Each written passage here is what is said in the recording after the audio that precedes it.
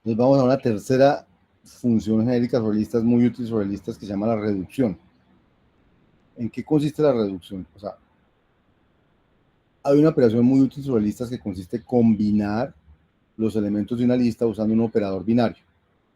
Por ejemplo, yo cojo una lista de números y ya no quiero como resultado una lista, sino quiero la suma de todos los elementos. O sea, quiero este resultado, 0 más x1 más x2 más xn. Entonces, esa se llama la operación suma de los elementos de una lista. O quiero el producto de los elementos de la lista, x1 por x2 por xn, ¿cierto? Entonces, uno podría implementar esos así. Productos. Reducciones.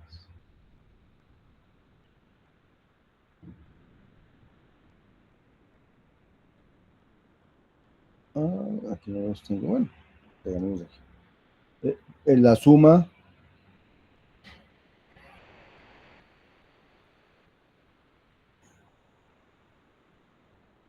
entonces la suma de los elementos de una lista. Entonces, ¿qué hago? Yo cojo la lista y digo, si es vacía, entonces, ¿cuánto da la suma de una lista vacía? Pues da 0. No hay elementos, da el neutro de la suma. El neutro de la suma es 0. Pero si la lista no está vacía, sino que empieza por y y continúa por un resto, entonces lo que hago yo es sumar el resto y sumarle eso a y, que es el primer elemento que he encontrado. Y esa es la suma de todos los elementos de la lista.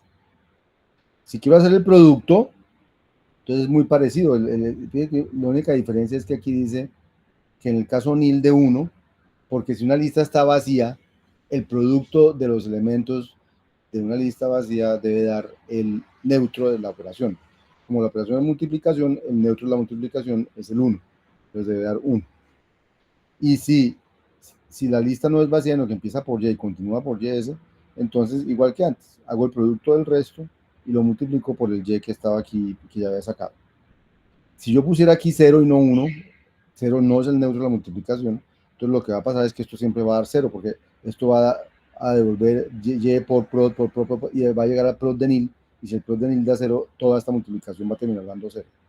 Luego estaría equivocado poner aquí un 0. Por eso aquí se debe poner siempre el neutro de la operación que yo estoy tratando de hacer sobre todos los elementos. Como aquí quiero hacer la multiplicación, el neutro es la multiplicación por 1. Bueno, el neutro de la multiplicación es el 1. Bien, esos son la suma y el producto. Bien.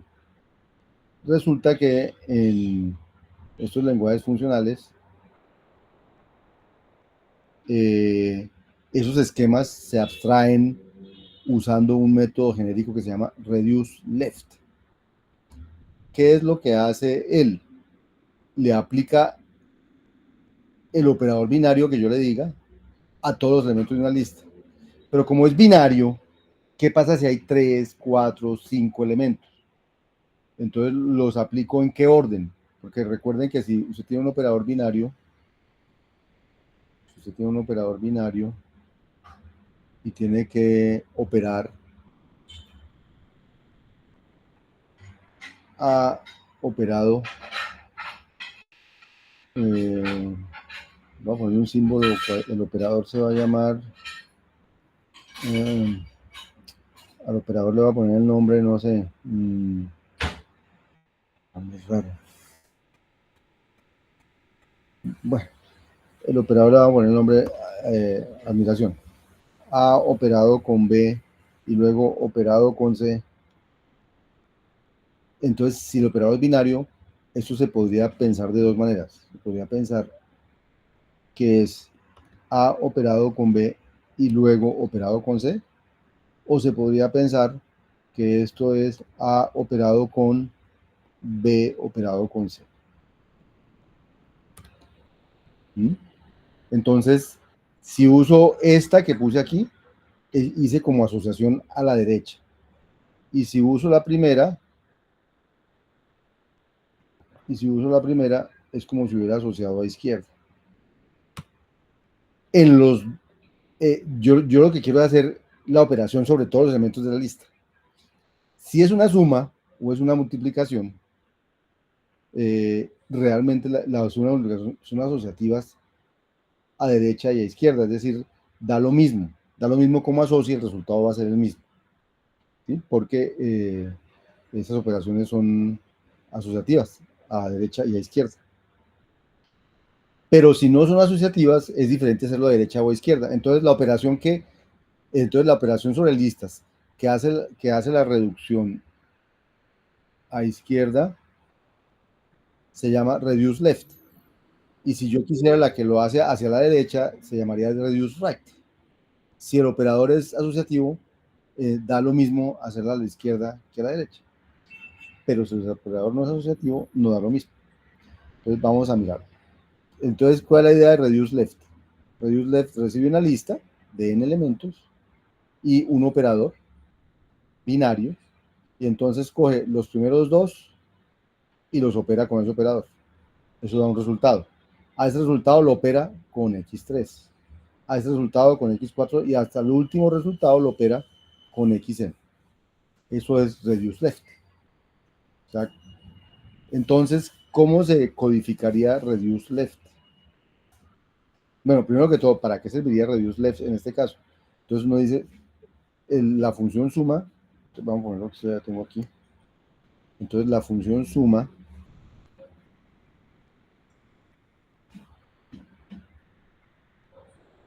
¿sí? Bueno, antes de eso, vamos a jugar con reduce left. ¿Sí? Entonces, suponga que yo le digo, tengo la lista 1, 2 y 3, y le digo que la reduzca con el operador binario de suma. Entonces, él va a sumarla, 1 más 2 más 3 da 6. Si le digo que la lista tiene un solo elemento, y le digo que lo reduzca con el operador binario de suma, con reduce left, entonces él va a sumar los elementos, no hay sino uno para sumar, luego va a dar 1, 1. Pero si le digo que lo haga con la lista vacía,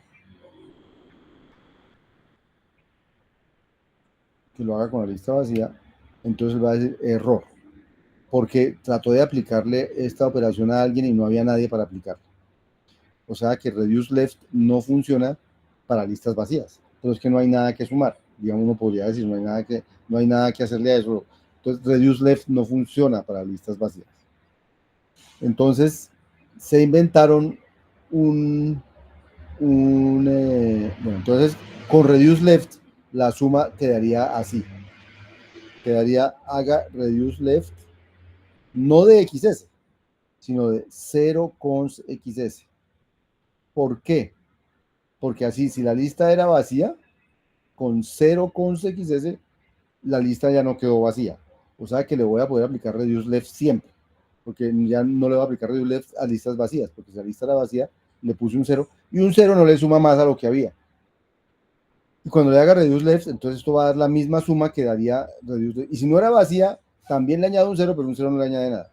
Pero si era vacía, entonces sí va a dar un resultado. Entonces, por eso las versiones de producto y de suma con reduce left y con reduce left tienen que aplicarse sobre una lista que no es la original, sino es la lista original extendida con algo. La de la suma con el 0 y la de la multiplicación con el 1. Para que el reduce left nunca falle. O sea, si la lista venía vacía, del resultado correcto. Si la lista venía vacía, este va a dar 0. Si la lista venía vacía, este producto va a dar 1. Ahora, eso con el reduce left. Pero ¿cómo se llaman? Los lenguajes funcionales tienen una versión más sofisticada de reduce left que se llama fold left. ¿Sí? Entonces, fold left dice, yo lo que hago es una especie de reduce left parecido, pero empezando a partir de un acumulador. O sea, dice, cojo la lista, le hago fold left con un operador, pero aquí hay un parámetro adicional que es z. Ese parámetro adicional es el acumulado con el que empiezo. De manera que si es la lista vacía, entonces voy a devolver el acumulado. Pero si no es la lista vacía, entonces hago todas las operaciones, cojo el acumulado y lo opero con x1, luego eso lo opero con X2, luego con X3, luego con XN, en ese orden a izquierda, y eso me va a dar el fold left. ¿Sí? Entonces, lo que ustedes ven aquí en esta definición de suma final es que lo que hace es coge la lista y le hace fold left acumulado inicial 0 con la suma, con la operación binaria de suma. Y entonces eso ya le permite sumar las listas de números enteros.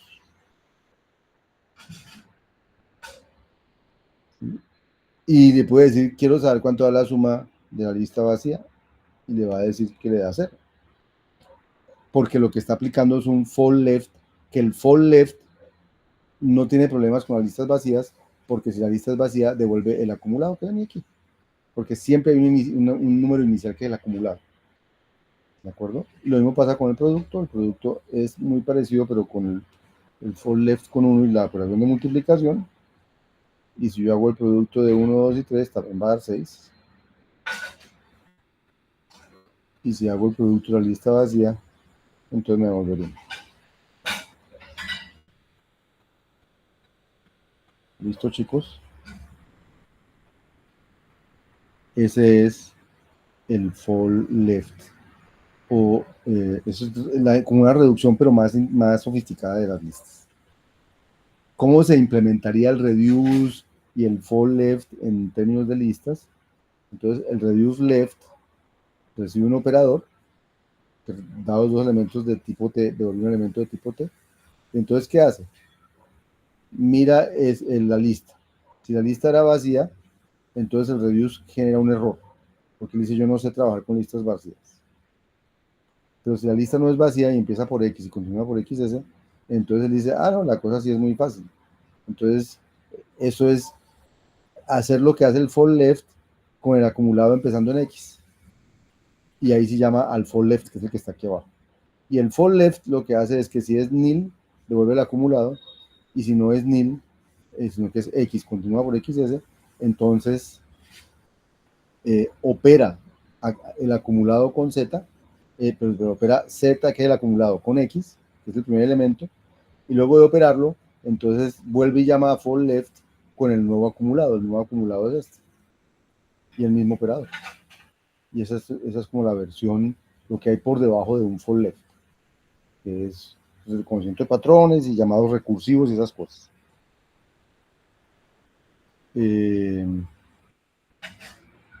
Se pregunta, bueno, pero entonces, y si fuera right, y si fuera a la derecha, ¿cómo sería? No, pues a la derecha es muy fácil, solamente que uno tiene que, ¿cómo se llama? Asociar a la derecha, o sea, tengo que hacer primero la operación de los dos últimos, luego la del penúltimo con los dos últimos, y así la del penúltimo, y luego sucesivamente hasta que hago la operación del primero, con el reduce.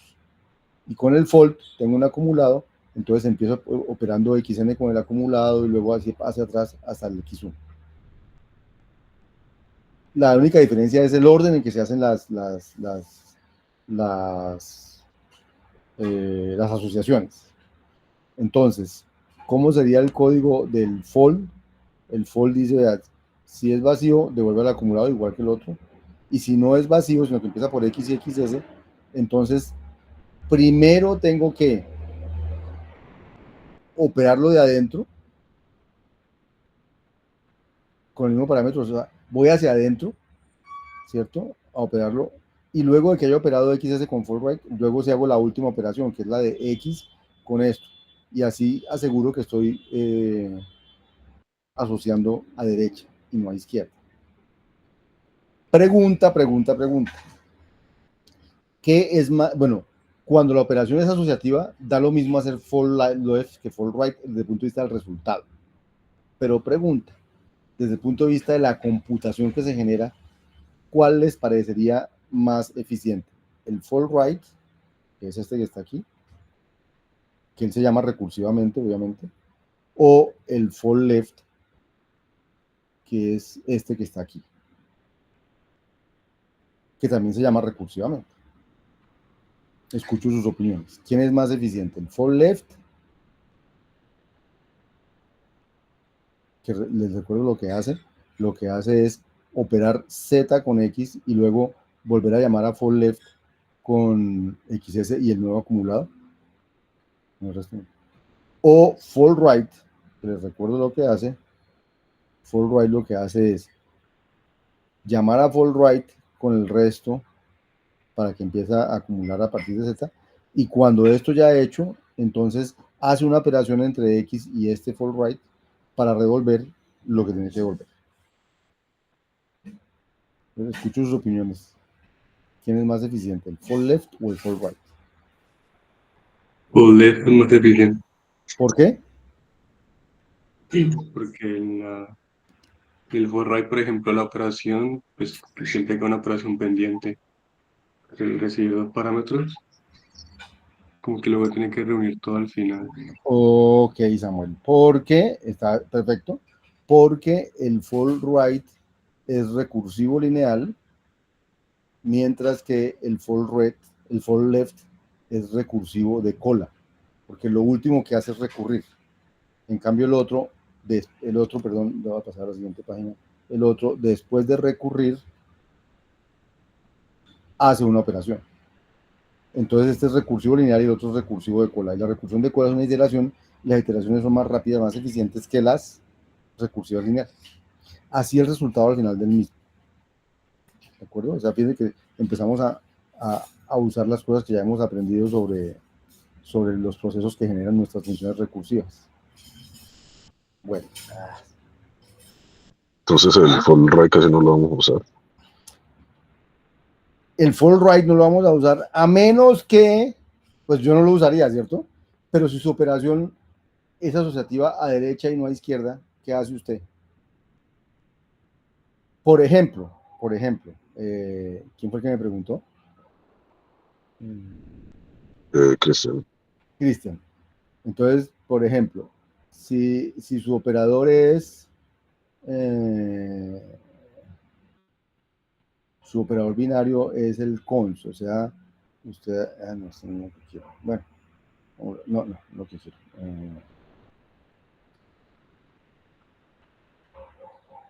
¿Quién es este? Digamos, usted quiere hacer 1 cons 2, es lo mismo, cons nil. La lista vacía, pues.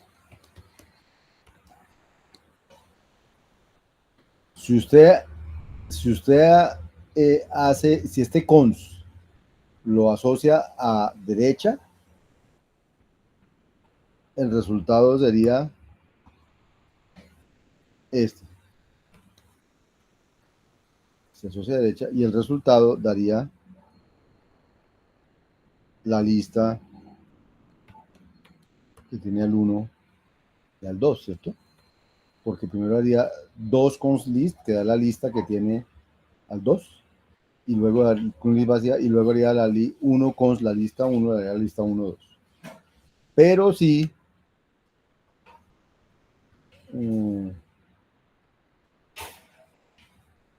si usted asociara a izquierda,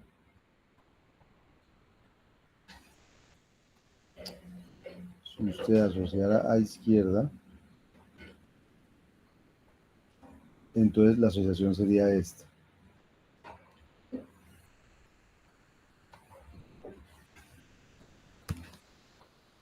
Y esto le va a dar un error, le va a decir error.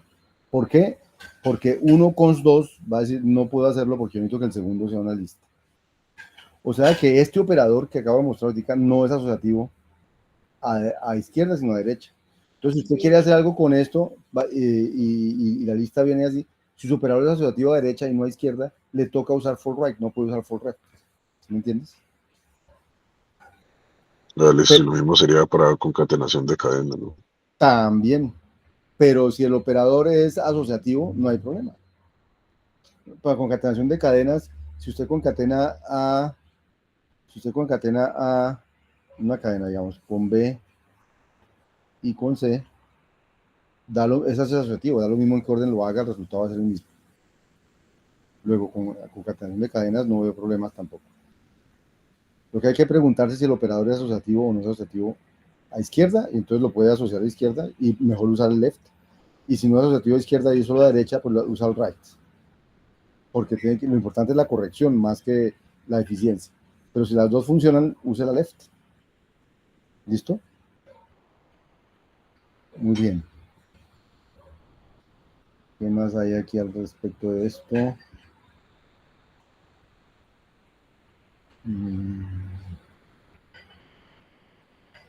Esa ya la vimos.